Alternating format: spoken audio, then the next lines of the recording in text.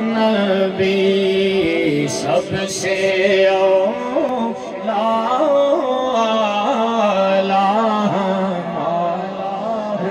نبی سب سے بالا بالا ہمارا نبی۔ ہمارے آقا علیہ الصلوۃ والسلام کی عظمت و شان کا حال کیا ہے کوئی کیسے بیان کر سکتا ہے؟ کوئی آپ کی عظمتوں کا احاطہ کیسے کر سکتا ہے؟ کہاں وہ تاجداری ختم نبوت، کہاں ہماری زبانیں؟ اور میاں صاحب عارف کھڑی علیہ الرحمت نے تو یہاں تک کہہ دیا جے لکھواری اتر گلاب اے دوئے نت زبانا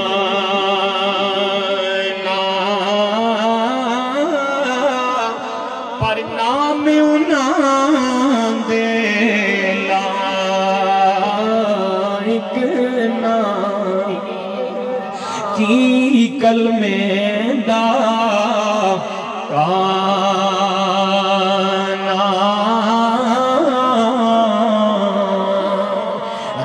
جنہیں برہان بنا کر بھیجا ہے۔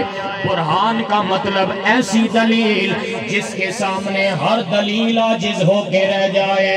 اس سے پہلے فرمایا یا ایھا الناس، یہ الفاظ آپ کی عالمگیر فضیلت و حیثیت کی دہائی دے رہے ہیں۔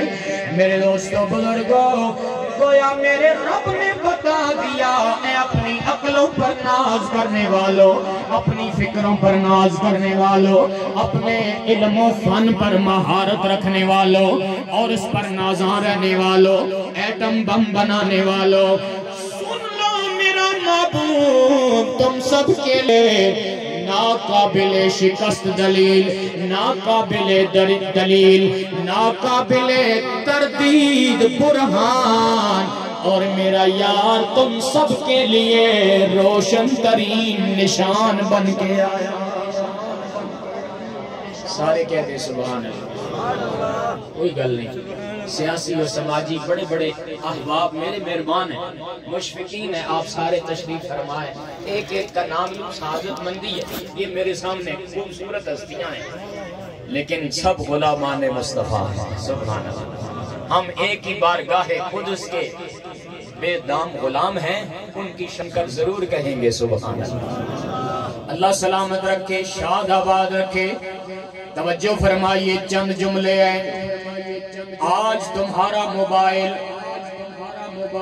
ہزاروں میلوں دور سے ہلکی سی سرگوشی تمہارے کانوں تک پہنچا سکتا ہے، پر کلم قدرت کی آواز تو نہیں پہنچا سکتا ہے۔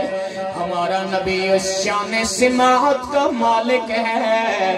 زمین پر جلوہ فرماؤ، مکہ مکرمہ کی سرزمین ہو یا مدینہ پاک کی سرزمین ہو، اور اللہ کی قسم حق و صداقت پر مبنی بات یہ ہے، اپنی والدہ محترمہ کے شکم پاک میں جلوہ فرما ہو کر بھی کلم قدرت کی آوازوں کو سماعت فرما رہے ہیں۔ ارے تمہارا ریڈار سن رہے ہیں، تمہارا ریڈار پوری دنیا کو ایک سکرین پہ تو لا سکتا ہے، پر لوح محفوظ کے فیصلوں کو تو نہیں دکھا سکتا ہے نا۔